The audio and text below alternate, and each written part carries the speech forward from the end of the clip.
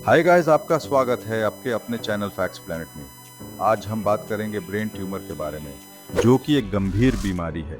Brain tumour दिमाग में sales की अनियमित वृद्धि के कारण होता है और इसके 150 से ज़्यादा प्रकार होते हैं। इन्हें हम दो कैटेगरी में बांट सकते हैं, प्राइमरी ब्रेन ट्यूमर और सेकेंडरी ब्रेन ट्यूमर।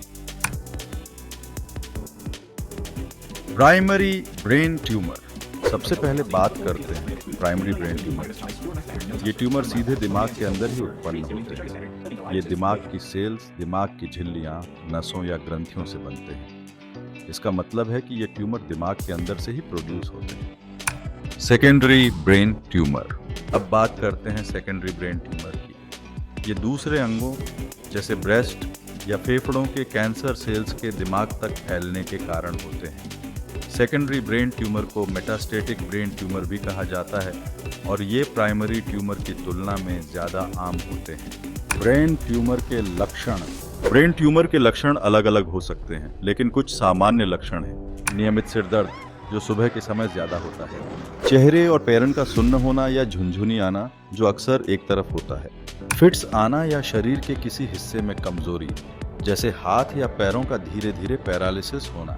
मानसिक स्थिति में परिवर्तन, जिसमें सोचने में दिक्कत या कंफ्यूजन शामिल है। संतुलन में गड़बड़ी या याददाश्त की कमी। सुनने या देखने में समस्या, जैसे धुंधला या दोहरा दिखना।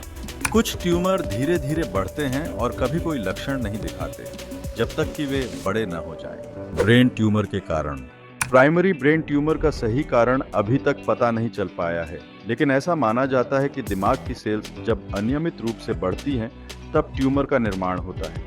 ब्रेन ट्यूमर का इलाज, ब्रेन ट्यूमर का सबसे आम उपचार है सर्जरी, क्रेनियोटॉमी। इसमें खोपड़ी का एक हिस्सा अस्थायी रूप से हटाया जाता है।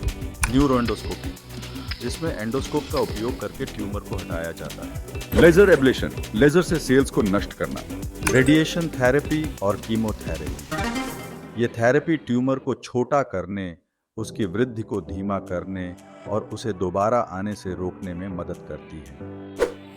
प्रिवेंशन टिप्स, ब्रेन ट्यूमर को पूरी तरह से रोका नहीं जा सकता, लेकिन कुछ स्टेप्स हैं जो इसका रिस्क कम कर सकते हैं। स्मोकिंग से दूर रहें, रेडिएशन एक्सपोजर से बचें, हेल्दी लाइफस्टाइल अपनाएं, हानिकारक केमिकल्स से दूरी बनाए रखें। अगर आपके परिवार में किसी को ब्रेन ट्यूमर हुआ हो तो जेनेटिक काउंसलिंग करवाना सही रहेगा। निष्कर्ष, यह थी ब्रेन ट्यूमर के बारे में जानकारी। अगर आपको कोई भी लक्षण दिखाई दे तो अपने डॉक्टर से ज़रूर संपर्क करें। हमारे चैनल को लाइक करें, सब्सक्राइब करें और ज़्यादा जानकारी के लिए जुड़े रहें। मिलते हैं अगले वीडियो में, तब तक के लिए टाटा बाय बाय।